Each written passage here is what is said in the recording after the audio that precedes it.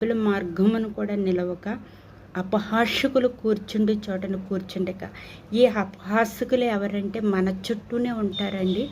ఈ అపహాసకులు అపహాసం చేస్తారు, అపహాసము చేస్తూ నవ్వుతారండి.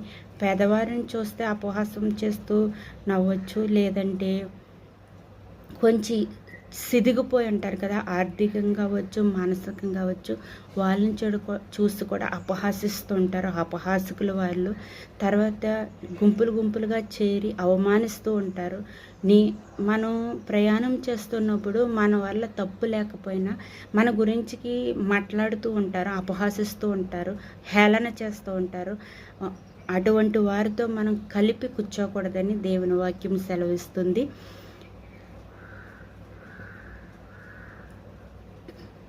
చూడండి, ఒక్క అధ్యాయంలోనే ఒకే ఒక వచనంలో ఎంత అర్థము దాగి ఉందో.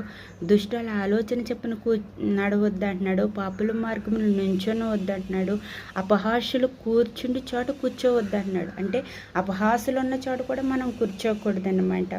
అయితే మనం అపహాసకులు ఉన్న చోట కూర్చోకుండా ఎక్కడ ఉండాలి చూడండి. దాని కింద వచనంలో దేవుడు ఏం మాట్లాడుతున్నాడో, యెహోవా ధర్మశాస్త్రమందు ఆనందించుచు.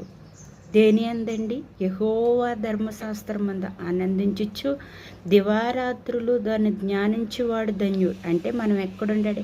దేవుని సన్నిధిలో ఉండాలి, దేవుని యొక్క ఆలోచనలో ఉండాలి. ధర్మశాస్త్రం మనకి ఏదైతే దేవుడు పరిశుద్ధ గ్రంథం ఇచ్చాడో ఈ గ్రంథాన్ని ధ్యానిస్తూ ఉండాలి, ఈ గ్రంథాన్ని చదువుతూ ఉండాలి.